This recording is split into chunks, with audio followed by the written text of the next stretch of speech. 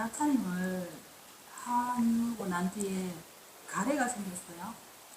그러면 이 가래가 없어질 때까지 기다리면서 알아차림을 해야 되나요? 아니면 제가 의도적으로 지혜를 발휘해서 끊어야 되나요? 가래는 왜 일어났어요?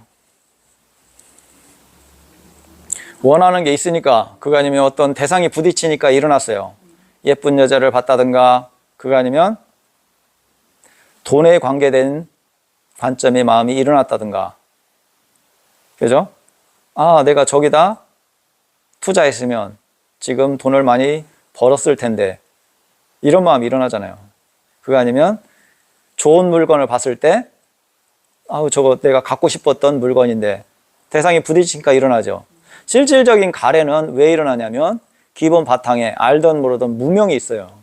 무명이 있고, 조건이 됐을 때 가래의 마음은 일어나요. 그러면 어떻게 해야 돼요? 지혜적인 마음은 올바른 견해로 그 가래의 마음을 알고 있느냐, 이걸 체크하면 돼요. 내가 이 마음은 내 게 아니라겠죠. 내 거면 가래의 마음이 안 일어나기를 하면 안 일어나는데 일어났어요. 일어난 거 어떡할 거예요?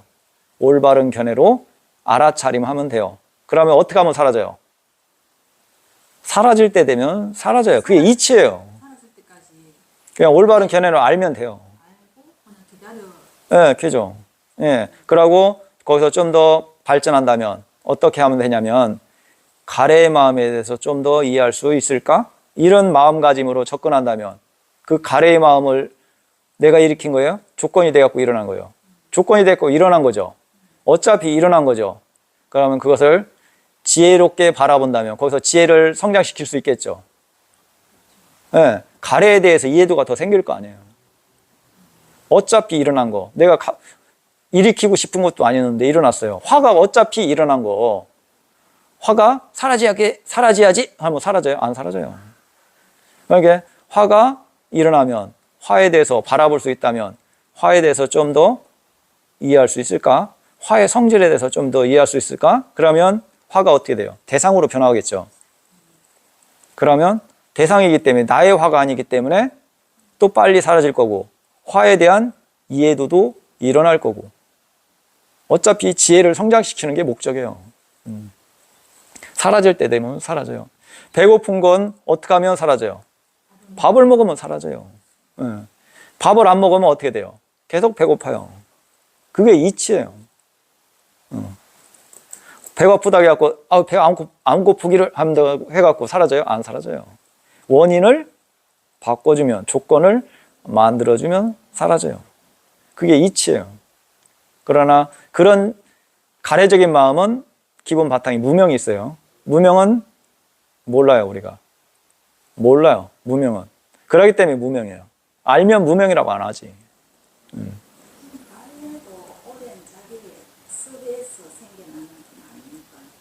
무명. 가해적인 마음이 일어날 때도 그게 자기가 오래전에 그런 생각이나 왜 그런 생각을 갖고 오랜 습에 젖어갖고 그러니까 가래, 이제 우리가 가래가 일어나 어떤 관점을 봤을 때, 내가 그런 관점에 마음이 강한 사람은 그 대상에 부딪히면 일어나요. 내가 그런 관점에 관심이 많았어. 이것은 나의 어떤 그런 관점이 많기 때문에, 거기에 대한 원하는 관점이 많으면 거기에 상대성으로 가래적인 마음이 강하게 형성돼요. 내가 원하는 게 강하기 때문에, 원하는 게 뭐예요? 가래잖아요. 내가 그걸 더 원해. 저 물건을 원해. 나는 항상 저 물건에 대해서 관심이 많았고 저 물건을 좋아했어. 그러면 그 물건을 보자마자 가래적인 마음이 강하게 일어났죠. 그런데 나는 무명은 있지만 관심 없어. 난 저거 별로 안 좋아해. 그러면 그건 안 일어나죠. 근데 관심이 없기 때문에. 그 사람이 원하는 관점에 따라서 차이가 있어요. 스타일에. 그러나 그 기본 바탕은 무명 때문에 일어나요. 물론 지혜. 네, 그죠. 그러나 그걸 없애기 위해서는 알아차림이고. 알아차림은 뭐예요? 알아차림 자체가 지혜는 아니에요. 알아차림은 지혜의 씨앗이지, 지혜의 발판이지, 기본 바탕이. 그렇기 때문에 알아차림은 되게 최고 중요해요. 해도 부족하다 하는 게 알아차림. 우리가 해도 부족한 거, 또 다른 거 뭐 있어요? 지혜? 지혜도 해도 부족한가? 수행에 대한 지혜는 해도 부족해요. 그러나 그런 학식에 대한 지혜는 너무 강하면 뭐예요? 자기만의 세상에 빠진다는 게 관념에 빠져버려요. 학문으로 빠지고. 그렇기 때문에 그것은 너무 오버되면, 너무 그쪽으로 오버되면 자기만의 세상에 빠져갖고 거기서 헤어나지 못하잖아요.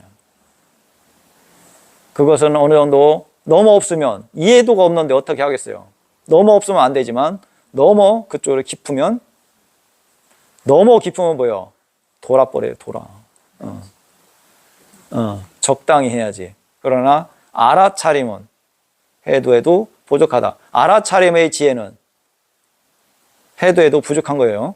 그게 이제 수행에 대한 지혜는 해도 부족한 거고, 다른 것은 안 된다. 너무 오버되면 문제가 된다. 부처님께서 해도 부족한 것은 알아차림. 제가 요즘 본문에 한 게 뭐예요? 알아차림. 우리가 죽을 때 가져갈 수 있는 건 뭐라겠어요? 알아차림. 그리고 또 부처님께서는 그림자와 같이 따라다니는 게 뭐라겠어요? 업. 업은 우리가 모르기 때문에. 그러나 알아차림은 알 수 있잖아요. 알아차림은 가능하다. 그리고 알아차림은 인간보다 낮은 존재는 할 수 없어요. 인간보다 낮은 존재들은 할 수 없어요. 알아차림은. 그런데 연불은 할 수 있어요? 못해요? 할 수 있어요. 앵무새를 계속 연습시키면 할 수 있어요. 그리고 집중 수행은 할 수 있어요? 못해요?